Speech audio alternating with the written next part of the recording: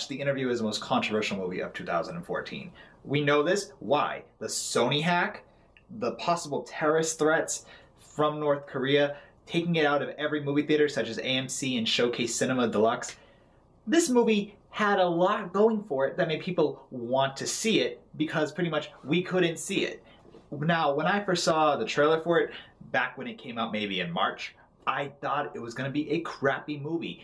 I figured it was going to be completely politically incorrect, it would have some bad jokes, and pretty much it's the reasons why the rest of the world hates America. I was kind of right, I was kind of wrong. It's a kind of good movie, and it's something I would say in the end, we should see it once and not repeat it. That's the synopsis of this movie pretty much in a nutshell, in my humble opinion. More or less, the movie is James Franco and Seth Rogen being a dynamic duo, with Rogen being the smart one and Franco being the dumbass. The film has cameos of Nicki Minaj, Rob Lowe, Eminem, Eminem's publicist for some reason, and their interactions are actually very funny. They take place in the beginning of the film. Now, in the beginning of the film, we have Rogen, who plays a man named Aaron, I believe, and then we have Franco, who plays Dave Skylark. And Dave Skylark is a interviewer of, the Hollywood people, actors, celebrities, everyone in Hollywood that the American public is known to care about more than the politicians, which is what this movie is kind of focusing on in the beginning. We pretty much have these comedic skits at the beginning. Eminem says some odd stuff about his lyrics. There's a very controversial joke, not even controversial, but just a joke that you'll see right away when you watch it, because it's probably done by minute number 5. Rogen kind of wants more out of what he does. Franco doesn't really care enough to want more, and then he kind of gets made fun of, and then he wants to do more with his life.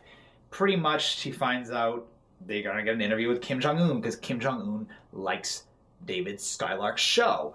They go to North Korea, and all the crap that we expect ensues. We saw in the trailer there's a rice and shrimp, there's a tiger. Those are all there. They're funny. You'll laugh at several points of this film. However, you're not going to be like, ha ha ha ha ha, the entire time. You're more or less going to be laughing at Rogen's jokes because they're funny and going, Franco, what's wrong with you? Like, I get it, you're playing the dumb guy, but are you really that dumb? And they're a good blend, but you support Rogen.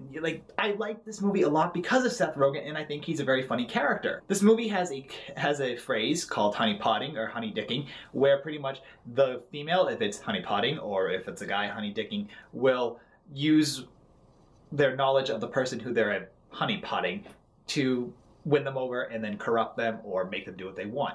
Franco gets honeypotted by Kim Jong-un. The movie's main idea of humanizing Kim Jong-un is actually pretty cool because it's taking him down a step and making him less of a threat. Making him less of a threat is actually a really interesting idea. It's not like they're just gonna go kill him right away or say he sucks overall. Like, they do bring in some interesting facts. If they're true or not, unfortunately, I cannot say to that. However, I like the way they incorporated these facts. If they're true or not, I don't know, but I like hearing them, and I like bringing Kim. I like how they brought Kim down. The acting overall is decent. Rogen is better than Franco overall. I can't help but say that many times because Rogen's character I enjoyed. Franco's character bothered me quite a bit because he's the dumb one of the two. The Asian actors that they got to play Kim Jong-un and the other people on his team or in his party, very good and enjoyable as well. I liked them. I thought they pulled off this movie well. It seems to me the main purpose of this movie was to really humanize him. Using the CIA as an example to kill him makes more sense because it seems maybe that's the smartest thing to do. But killing him isn't really that smart because you can definitely bring in someone else who's just as bad or just as worse than him.